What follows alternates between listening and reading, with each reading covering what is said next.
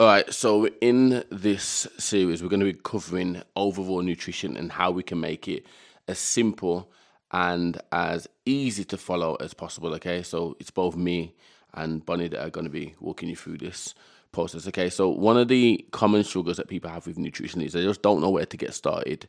They will say, okay, I want to lose weight. But what they have is they have no routine and no structure. Now, with this element of nutrition that we're going to walk you through, it's going to help you to really get a good baseline understanding of how you can progress, even when you're going out. Okay, so let's say that you have been working with us now. By now, if you're watching this, you would already have your calories. Okay, so you would have your calories per day. And by doing this, it enables you to understand how many calories amongst the week you can have. So let's say that on Friday, you're going to go out and, you know that you're going to go out. Now, let's say that you're going out to somewhere that is very hard to track your calories.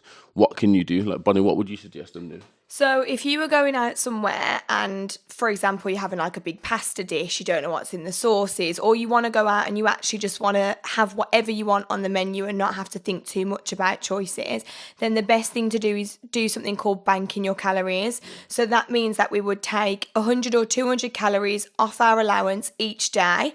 Like let's say Monday to Friday if you were going out on the Saturday. So that means you would have extra calories then for your Saturday. So overall of the week you would still be in your deficit, but it just means you've ate more and been able to actually enjoy your food out on the Saturday. You've just obviously taken a little bit off every other day.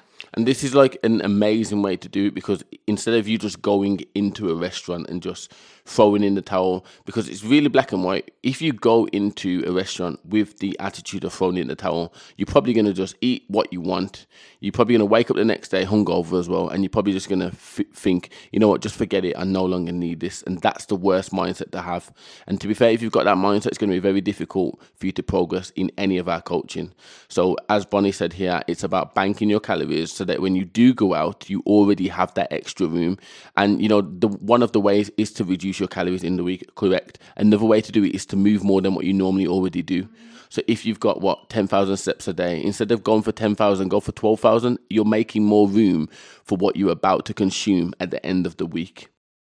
We want you to enjoy food still and be able to enjoy social occasions. But where everyone goes wrong, like Sammy's saying, is just by thinking, oh, forget it, one day won't hurt. But then that's the Saturday, and then the Sunday you might feel rubbish and have lost motivations. Then you eat on the Sunday as well. Whereas if you're prepared, you can't fail. So I've planned this out perfectly. I can still enjoy myself, but I'm still going to be on track for the whole week.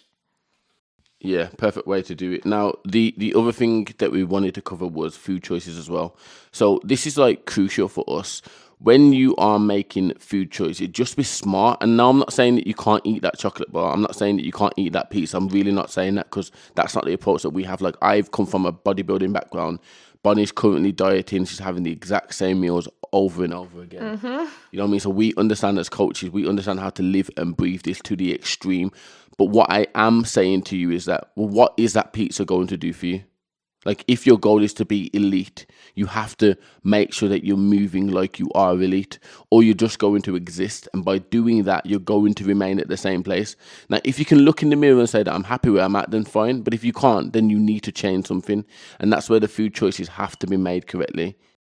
And there's so many recipes out there now. You don't have to order the Chinese. We can make one, a fake away, they call it, don't they? It's all dependent on how important is your goal to you and how much do you want it. Because if you want it, then you can make those better food choices that are going to assist your goal. We're not asking you to not enjoy food. Food is a massive part of your goal at the end of the day, but you need to be smart with your food choices. It is tough. It can be difficult sometimes, but also something I hear all the time is, I don't eat that much, the foods that they are eating are coming to 3,000 calories a day, when what you could have is an absolute feast, breakfast, lunch and dinner, snacks, and still be in your deficit, feel healthier and lose the weight. But it's always, I don't eat much, but that one thing you are eating is 1,000 calories. Doesn't make any sense. Doesn't really make any sense. And this is why, again, your food choices are absolutely everything.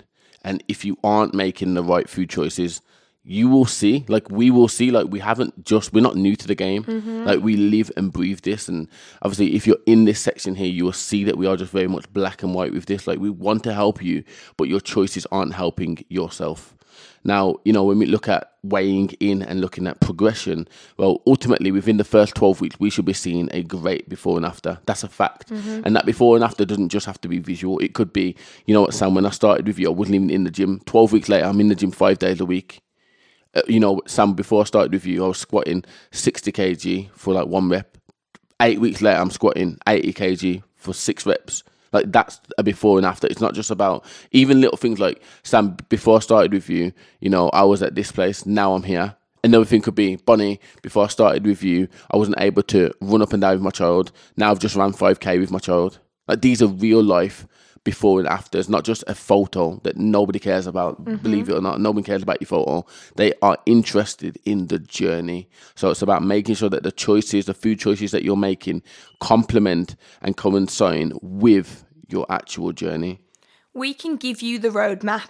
We can tell you what to do, but we're not miracle workers. If we're giving you everything you need and then you're training with us and then you're going home and you're absolutely raiding the snack cupboard, or you're going and ordering takeaways and then coming back to us and saying, well, I'm not making any progress, you have to look at why. You know, food is just as important as the exercises that you are doing. They go hand in hand. So like I say, we can give you everything, but we need you to put in the work and just make the better choices, not only for us, but for yourselves, to help yourselves. Definitely. So yeah, thanks for watching this section, and yeah, hope you understand it.